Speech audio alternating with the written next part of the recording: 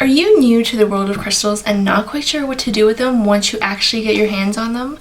Or maybe you've actually been collecting crystals for a while but didn't know or completely forgot that you actually need to cleanse them every once in a while. Either way, this video is for you. Hey, I'm Amanda from theintuitivewife.com. If you are new and we're meeting for the first time, hi, nice to meet you. And if you're a regular, welcome back. Either way, I'm so happy to have you here and I'm really excited to talk to you today about crystals. So if you're ready to get started, hit that like button and let's go. Let's quickly touch on the why. Why do we need to cleanse our crystals? If you think about it, crystals work really hard for us. They do a lot of cool things like ground us, shift the energy in a room, block EMF, clear our chakras, boost our intuition, connect to angels. The list goes on. And it only makes sense that the energy needs someplace to go. So the crystal actually absorbs the energy, negative energy, stagnant energy, the energy that didn't serve us, and it holds it in there. So we need to cleanse the crystal of the energy that was no longer serving us so that it can be cleared and fresh and ready to get back to work.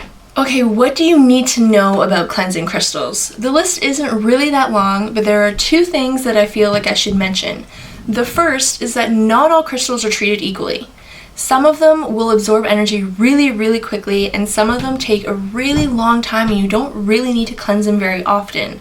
So make sure you do research on your crystal before you start cleansing it so you have a better idea of basically what you're getting yourself into. Or you can skip yourself the headache and basically cleanse them all at the same time. Because let's be real, we all have bigger things to worry about than whether or not you need to cleanse this crystal bi-weekly or monthly or quarterly. Just do them all at the same time. Save yourself the headache. The second thing I wanted to mention is that crystals are typically cleared usually every month, but it really depends on what you're using the crystal for. How hard are you asking them to work? If you are using it just almost like a decorative piece in your room, maybe you're using it to boost some energy or some positivity or increase some self-love, totally fine to cleanse it once a month. If you are using crystals on a daily basis, perhaps you're using them with clients, you're a tarot reader or you're a practitioner, you definitely need to cleanse those crystals daily. Preferably, you would cleanse them in between each client. So it's really dependent on what you're using the crystals for and how hard you're asking them to work.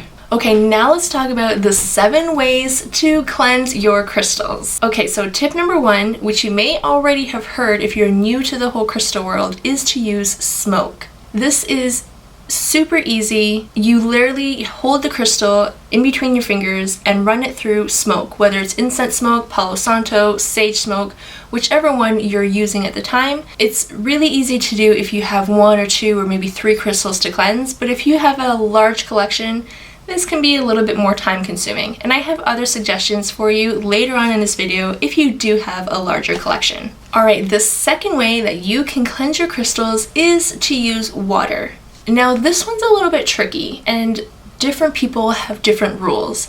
If you've been following me for a while, you know that I'm not really big on rules, but this one I kind of have to enforce. You have to be very careful when you're using crystals with water because some are completely fine underwater and some aren't. For example, selenite will literally disintegrate in water. So like I said earlier in the video, you really need to do your research on each crystal that you plan on cleansing so that you don't all of a sudden have a pile of crumbled selenite in your hand because you thought you were doing a good thing, you were cleansing your crystal. But typically, if your crystal is polished, you're pretty okay to run it underwater. And if it's not polished, I would really stay away from water. If you are ready to just cleanse some of your polished crystals, it can literally be as easy as just holding them again in between your fingers or in your hand and just letting some cold water run through them. I've done this in the past and I've run them under cold tap water and they were fine. A lot of different people say use filtered water, use distilled water, use salt water. Honestly, use whatever you have on hand. Water is water, and you don't need a huge headache on your hands just to cleanse your crystals. Use what you got, everything will be fine. Okay, so let's head on to tip number 3, which is to bury your crystals. Now, it only makes sense that when we need to ground ourselves and balance our root chakra, that we go outside into nature, our feet firm on the ground. Or that if we need to cleanse our mind and feel more energized, that we do a meditation outdoors and get in touch with nature. Our crystals are no different. The earth has very grounding properties, so some people do take their crystals and bury it in the earth and go back the next day to grab them. Now again, because the ground typically has moisture in it, I would probably avoid any crystals. If they can't touch water, I probably wouldn't put them underground either. But that's just me. Alright, so moving on to tip number 4 is to use your breath. This is actually a dual purpose because you are not only cleansing your crystal, but you're also energizing it. What some people do, especially if they have a lot of crystals, for example, you have a whole bunch of rose quartz, but you're using this one specific crystal to be in your pocket at all times, and this one is responsible for, I don't know, your self-love throughout the day. I don't know. This would be a really good way to cleanse your crystal and set an intention if you have something very specific for that one crystal. So it's really as simple as holding the crystal in your hand, wrapping your hand around it, and then, of course, setting the intention before you blow. Remember that your breath is powerful, and so is the power of intention. So you are combining this together, and your crystal will be so happy that you did. Okay, moving on to the next one, which is tip number 5, and this is to use salt. Now, there's a few different ways that you can do this, and again, not every crystal can touch salt without it crying, basically. The 2 ways that you can use salt to cleanse your crystals, the first way is to fill a bowl with salt. Whatever salt you have on hand is completely fine. Kosher salt, table salt, pink Himalayan salt, sea salt, whatever. Fill the bowl with salt, and then you can either bury the crystals in the salt or just rest the crystals on top of the salt. The second way to do it is to, again, use a glass bowl with salt in it, but don't fill it as much, maybe fill about halfway. And then you're going to take either a smaller glass bowl or a small glass, like a drinking glass or something, and put it inside the bowl so that it's deep enough so that the salt is actually standing it upright. And then you're going to put your crystals inside this glass cup or glass bowl. This is a good way if you want to use salt and aren't sure if your crystals can actually touch salt, because the salt can still basically penetrate the glass and absorb the energy from the crystals. So you're still using salt to clear your crystals, you're just not allowing your crystals to actually touch the salt, which is probably a better way if you aren't sure if your crystal is going to be very happy if it touches salt directly. Now, some people say the second method actually takes more time to cleanse your crystals. Either way, you are fine to do this for a couple hours or overnight or a whole day, whatever you feel is best. And once you get more comfortable with your crystals, you'll be able to literally pick it up and feel if it's been cleansed or if it's still a little, I call it foggy, and needs a little bit more time. Alright, tip number 6 is probably the easiest thing that you can do to cleanse your crystals, even if you have a large collection. You've probably heard this one before, but tip number 6 is to use the sunlight or the moonlight. This is literally as simple as resting your crystals on the windowsill on a sunny day or before you go to bed, and then grabbing them the next day. Something that's really great about this technique is it doesn't need to be super sunny outside, and it doesn't need to be a full moon in order for your crystals to be cleansed. They still pick up on the rays even if it's an overcast day. Now, a lot of people will specifically cleanse their crystals on a full moon, and that's great, you can absolutely do that, but that is not necessary. You can literally cleanse your crystals whenever you want, regardless of the moon phase. Okay, before I move on to the next tip, don't forget to let me know in the comments which one is your go-to method to cleanse your crystals, or which tip from this video you are going to try next. Okay, so let's move on to tip number 7. And I actually have 8 tips, so make sure you stay until the very end of the video to catch my bonus tip. So tip number 7 is to use a pyramid. Typically this would be a copper pyramid or a gold pyramid.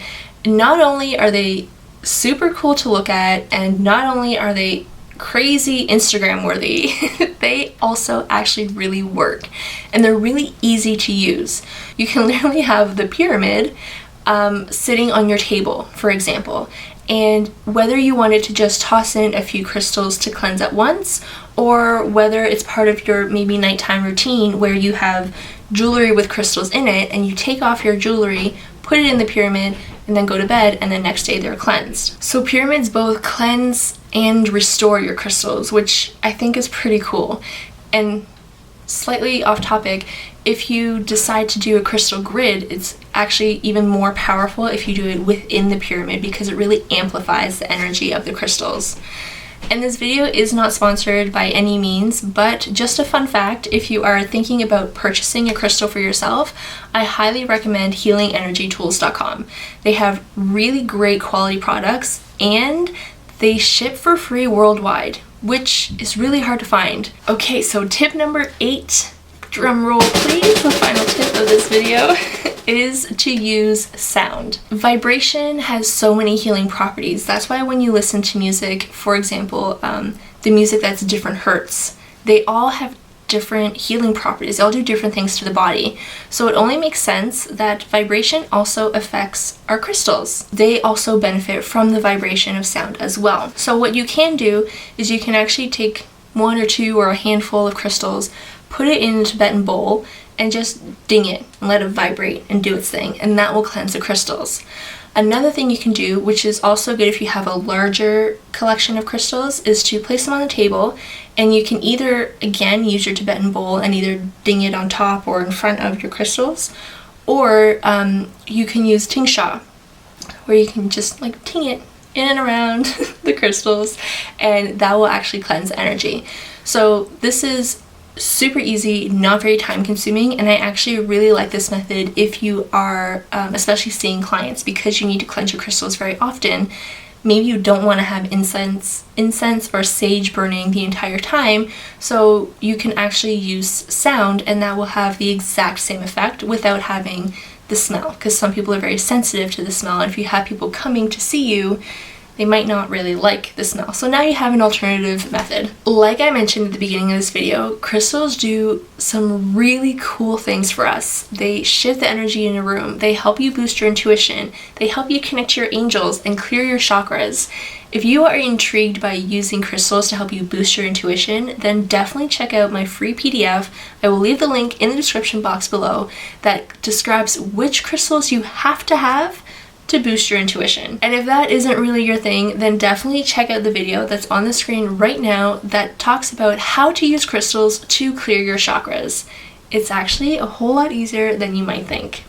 Thank you so much for joining me in today's video, and I will catch you in the next one. Bye.